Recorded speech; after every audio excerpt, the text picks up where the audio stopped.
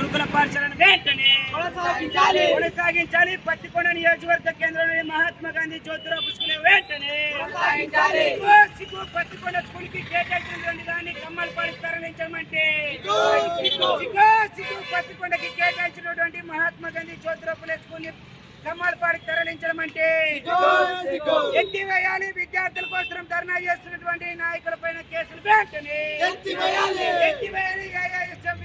నాయకుల పైన కేసులు వెంటనే విద్యార్థి నాయకుల పైన కేసులు పెట్టడానికి ఎత్తివేయకపోతే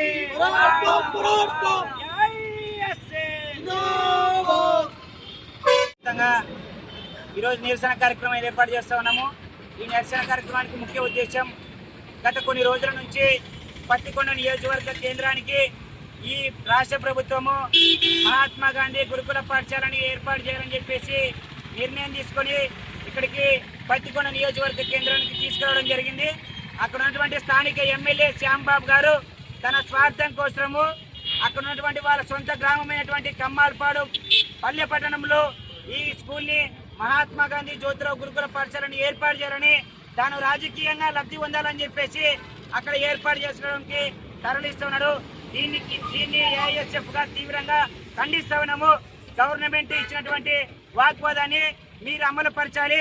ఆల్ ఇండియా స్టూడెంట్ ఫెడరేషన్ గత కొన్ని రోజులుగా మహాత్మా గాంధీ జ్యోతిరావు పులే స్కూల్ని పత్తికొండ నియోజకవర్గ కేంద్రంలోనే ఏర్పాటు చేయాలని చెప్పేసి నిన్నటి రోజున ఏఐఎస్ఎఫ్ ఏఐఎఫ్ నాయకులు శాంతియుతంగా నిరసన కార్యక్రమం చేస్తున్నటువంటి వాళ్ళను ఈయన రాజకీయంగా అక్కడ ఉన్నటువంటి డిఎస్పీ గారికి చెప్పి కేసులు బనాయించడం జరిగింది. విద్యార్థుల నాయకులకి కేసులేం కొత్త కాదు. విద్యార్థి సంఘానికి విద్యారంగాన్ని పరిరక్షించడం కోసం ఎక్కడికైనా వెళ్తాం, మిమ్మల్ని ప్రశ్నిస్తాం, నిలదీస్తాం. మేము మహాత్మా గాంధీ జ్యోతిరావు పులే స్కూలు పత్తికొండ నియోజకవర్గ కేంద్రంలో ఏర్పాటు చేసే వరకు మేము ధర్నాన్ని విరమించుకోమని చెప్పేసి హెచ్చరిక చేస్తున్నాం. మీరు కేసులు బనాయించినంత మాత్రాన మేము ధర్నాన్ని విరమించుకోము.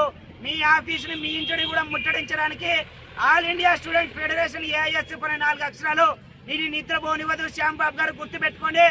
మేము రేపటి రోజున నీ ఆఫీసును కూడా ముట్టడిస్తామని చెప్పేసి హెచ్చరిక చేస్తున్నాం. నా పేరు రంగస్వామి, ఏఐఎస్ఎఫ్ జిల్లా స్థాయి కార్యదర్శి కోడుమూరు.